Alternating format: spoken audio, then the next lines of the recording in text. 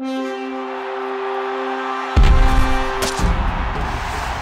Adam Anshel for Pro Football Weekly, along with senior editor Eric Edholm, talking about the latest in the lockout situation. Eric, the NFLPA has made their decision on what they're going to do during draft night. There was talk of a possible lockout by the prospects. That's not going to happen. Tell us what is. Yeah, they've planned a series of receptions and charity events, media obligations during draft weekend.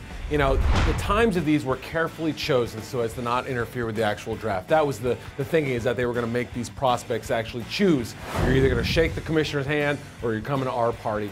I think that the public feedback from that was not very positive. They went in another direction. And now the NFLPA, they've also been careful not to organize anything that would be construed as a union activity. Right now, that would undercut everything they're trying to do in the court systems. That part of it was the most essential part, that they weren't any kind of union, and that they're just having this event, and it's not going to be concurrent with anything going on with the draft. Now, another situation going on with a lockout right now is a new lawsuit that's been filed on behalf of some former players against the NFL. It's a little bit different than the one that we knew about after the decertification and the lockout occurred a couple of weeks ago. Tell us about that lawsuit. Yeah, it's headed up by Carl Eller, a former great player in the NFL, and Priest Holmes, a lot of people obviously remember from the Chiefs and Ravens.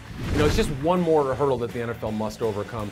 Now, the argument in this Eller versus NFL case is that the prospects are being negatively affected by the lockout and the labor contention. They're not even a part of it yet. They're not part of this union, and yet they're being dragged in the middle of this. You know, the hope is that this claim, along with the current player suit that's going on right now, is going to lead to these face-to-face negotiations. That's the ideal situation, that they don't have to battle this thing out in court. I think that's what everybody's hoping for at this point. Yeah, I mean, I think everyone wants to see something get done, and anything that might be able to speed up that process, hopefully that will do it.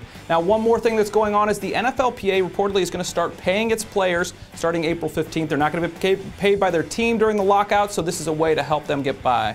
You know, we've heard about the NFL teams having lockout funds, you know, a rainy day fund, if you will. Well, the union's got one too. They put aside some money when it was clear about a year and a half ago that the pieces were in motion for a lockout. They put some cash aside.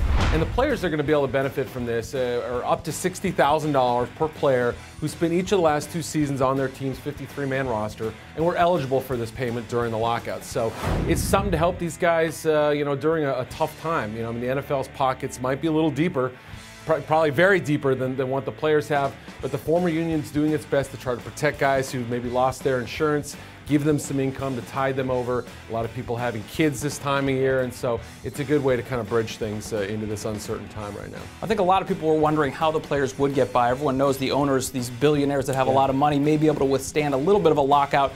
Players not so much, so hopefully this will at least help get by. I mean, much better if they just resolve the whole thing and we won't have to talk about it anymore. Hopefully that will happen soon. For all the best information surrounding the lockout and everything in the NFL, be sure to follow us on Twitter or go to ProFootballWeekly.com.